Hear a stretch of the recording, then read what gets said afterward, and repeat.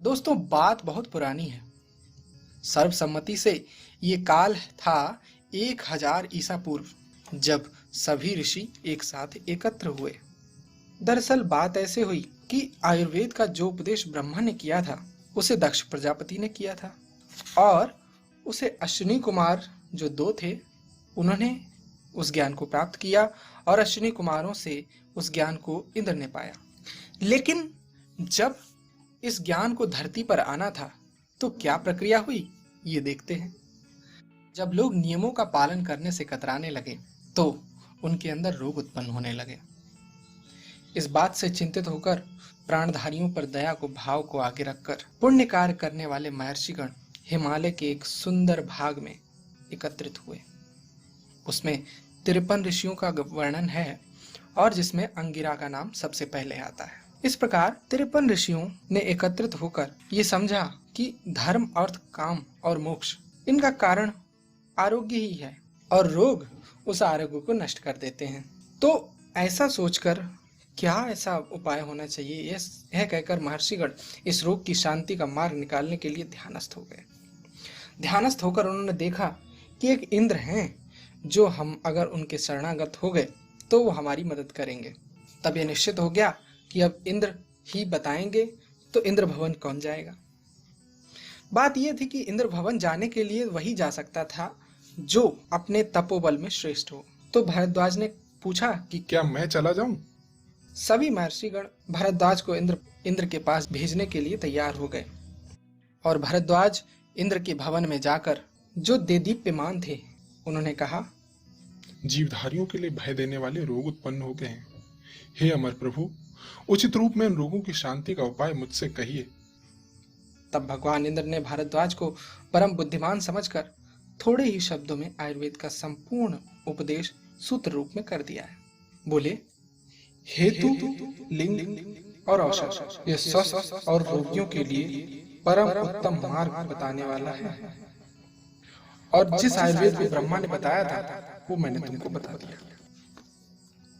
अब भाई हेतु, लिंग, औषध लेकर 3 सूत्रों को जानकर भरद्वाज नीचे आए। वो समझे कि जिस आयुर्वेद का ना अंत है ना आदि है, उस त्रिस्कंध आयुर्वेद को ध्यान पूर्वक अध्ययन करते हुए भूलोक में आए और सारा उपदेश ऋषियों को सुना दिया।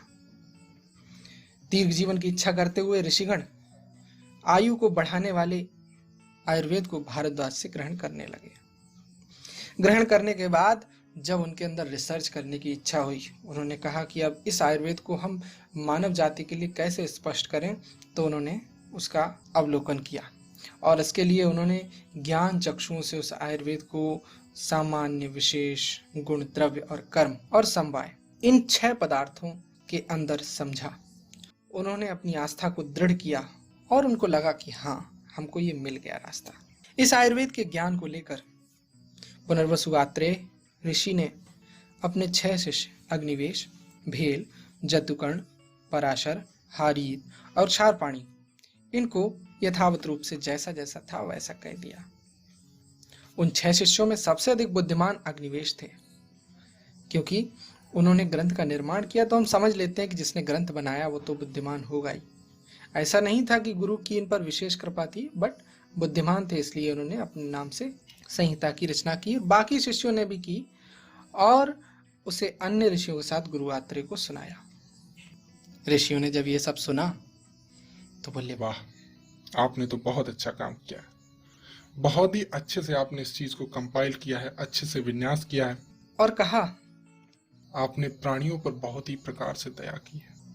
इस बात को सुनकर स्वर्ग में स्थित देवताओं के साथ जितने भी देवर्षिगण थे, उन्होंने परमर्षियों के जब ये उच्च स्वर से इन शब्दों को सुना तो बहुत खुश हुए, और उनके मुख से हर्ष के साथ निकला, वाह वाह, अहो साधु साधु। और ये शब्द तीनों लोकों में फैल गया। इतना उच्च स्वर से हुआ कि इसकी प्रतिध्वनि तीनों लोकों में फैल गई। बस क्या था, कल्याणकारी वायु बहने लगा, सभी दिशाओं में अलग सा प्रकाश हो गया, और जल के साथ फूल आकाश से बरसने लगे। जिस समय उन ऋषियों की प्रशंसा हो रही थी, उसी समय ज्ञान के 8 देवताओं ने कहा कि आप तो इतना अच्छा काम कर रहे हैं, हम आपके अंदर प्रवेश कर जाते हैं। तो बुद्धि, सिद्धि, स्मृति, मेधा, धृति, कीर्ति, क्षमा और दया, ये अष्ट ज्ञान देवता प्रवेश कर गए।